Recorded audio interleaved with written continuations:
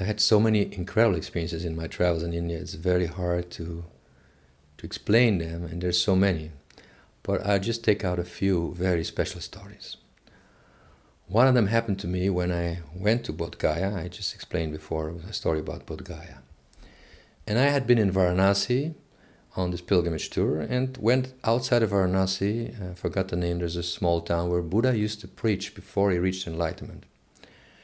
And there are a number of Buddhist temples there. It's a very beautiful location, and several beautiful temples built by Indonesian monks, by Japanese monks, different ones. And I went to see these temples, but after about an hour and a half, I'd basically seen all of them, and there wasn't so much to do. And I thought, I don't want to spend the whole day and night here. I prefer to go on to Bodhgaya. Bodhgaya was calling me already. So I wandered to take a train, and I knew there was a 4:30 train from the train station about a half hour away from there. I took a rickshaw and raced over to this town where the train station was. And I went to buy a ticket, and I knew there was another 20 minutes and the train will leave, or half hour, 20 minutes, until the train will leave to Bodhgaya. The last train that day, basically, was like 3:30 in the afternoon. So I went up to purchase a ticket, but there were long lines. And this is the Indian system with small pieces of paper you have to fill out by hand, and it's totally ridiculous. It takes forever. And the lines were 10, 12 people on every counter, so it was like impossible to get a ticket even within an hour maybe. So I wondered what to do. I tried to speak to some people on the side and I tried to knock on a window and try to somehow get a ticket, but nothing was working. I spoke with a security guy. I asked him some question if maybe I can buy a ticket on the train, and he told me how to go over to the area where the trains are. So I went over a high bridge over a number of tracks, maybe 10, 12 tracks, and I got down to the other side where the train will be leaving in about 15, 20 minutes now. So I came down and I started asking some people if I can buy a ticket maybe on board the train or something. I need a ticket. Here I was with 2 suitcases, my guitar in my back, and totally packed and loaded, and I need to get on this train. And they told me, you must speak with the TT. At that moment I wasn't aware what is TT, but TT is somebody like the train manager, the train captain. It's more like a small general for the train, say it like that. And so the train stopped, and out comes some small man with a blue suit and some red cappy, and he's looking very serious and very important. And I walk up to him and I said, "Sir, are you the TT?" "Yes." I said, "Is there a way I can buy a ticket from you? Because I want to go on a train, but there's a long line and I cannot get a ticket otherwise." He said, "No, you can't. You must go buy a ticket." I said, "Sir, I'm very sorry, but I need to be on the train. If I go, I will miss the train." "You must go buy a ticket. I can get an upgrade, but you must buy the basic ticket." He just wasn't willing to bulge. I said, "I have money, it's not a problem." "No, you can't." So I was very desperate. I didn't know what to do. I would have to carry my luggage over the bridge again, and by the time I get there, the train will be gone. It was impossible to get on the train. I was sure I want to get on this train. I started walkie-talkie with God. I said, "I need to be on this train. I need to go to Bodhgaya. I'm the pilgrim here. You must help me." So at some point, I talked to some foreigners that also went on a train, and nobody knew a solution. So in the end, I didn't know what to do. I just walked with my 2 suitcases to the end of the train, and with the guitar and stuff, and some part of me just said, "Okay, I'm just going to go into this train." I didn't know what to do. Just somehow climbed up in the back area, and not the sitting area, just the portal where you walk into the door, and put 2 suitcases down there, my guitar on top, and I stood there and I thought, okay, no matter what happens, I will pay money, I'll pay a fine, but I need to be on this train. About 5 minutes later, the train started moving, and I thought, ooh, what's going to happen to me now? And I looked around the corner for a moment. There was one cabin where a lot of people were sitting, and some man said, "We have a seat here for you. If you want, you can come sit here with us. There is 1 seat free." I said, "Okay, I will come. Thank you." He invited me over, so I went to sit between these people, and I said, "Where are you from?" "I'm from Holland." "Okay, you're from Holland. What are you doing here in India?" I said, "I'm a musician, I'm a singer. I'm coming here to compose and to record songs." "Oh, you can sing for us also, huh?"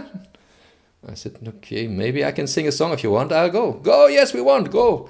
So I took my guitar from the next door, and I just sang the song Shiva Shambho, which maybe you saw on the video now. And I took the guitar and I started singing Shiva Shambho. And what happened then, I was totally unprepared. Within about 20 seconds, all the people from the other compartments in the train came running over, all the Indian people, half of them singing along Shiva Shambho, and the other half with their smartphones, everybody trying to take a catch and make a film of this Westerner singing their religious songs from the heart. Bhagavatar means to sing to God from the heart, use your heart energy to connect to the divine. Of course, this is my specialty, my special skill or God-given talent. And they recognize, here's a foreigner who know and understand our religion and he know how to do this. And they all sang along, and it was so exciting for them. Everybody was making these videos. And we had a big party within 2 minutes. The whole train was singing Shiva Shambho. So that was fine. They wanted me to play another song. And a few minutes later, somebody walks in, guess who? Mr. TT. Tickets, please. So everybody started taking their tickets. And he looked at me. I was still playing and singing, and the people around me. And he said, ticket. I said, I'm sorry, sir. I told you I don't have a ticket. I have money. Tell me just how much I need to pay you. I need a ticket. I said, I only have a ticket from yesterday, from the train from yesterday. Show me your ticket. So I took out my ticket from before, from another city to Varanasi, and I said, this is my ticket from yesterday, sir. Give me your ticket. So he looked at the ticket. He played very serious if he was checking my ticket, and he gave me back my ticket, and everything was okay. And then he spoke to my neighbor, and he walked out of the compartment. I said, what did he say to you? He said, I am very impressed with this person.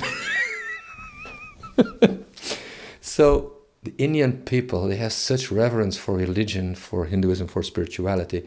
They recognize it, and it puts you over the law. I mean, this man, for sure, was a very serious, how shall I say, employee. He would check all the tickets, and I saw before how they put people in jail when you don't have a ticket in the train in India. So, but this spirituality put me on a different plane. So he decided to turn a blind eye to my situation and to just ignore it. And I traveled for free to Bodhgaya without paying a ticket at all. And with an incredible experience with these people singing with me. It was one of the most extraordinary experiences in my life, I can say. To be with these Indian people in the train, everybody singing along. This is India, it's magical. You cannot, there are no words to explain these things. This is an experience. And I was very blessed, and also happy to get to Bodhgaya in time, by the way. It was much better than hanging on this train station for a night or so. It was just... you see, when you send up a prayer to God, sometimes He has solutions, even when there are no solutions. You can get on a train even if you can't, and you can be okay with it. This is what you learn in India also, what I learned in India. With God, there is a way for everything. And if the Indian people didn't have that, they cannot survive in this society, in their difficulties. And for us Westerners, it's good to learn this because we believe only in dollars, in cars, in smartphones, in material laws. But there are laws that transcend the material laws. In India, I had some glimpses of this, some small experience like this. And of course it was a very joyous experience too. Singing Shiva Shambho with these people, we brought this divine energy into the compartment of this train in India. The Indian trains are not very exciting, by the way. They're not very pretty. Everything is old and, it's horrible. Basically, if you look from Western eyes, you say, what kind of old, stupid train is this? But with that energy, with these Indian people, it became magic. It became a temple. It became a place of worship and of transformation.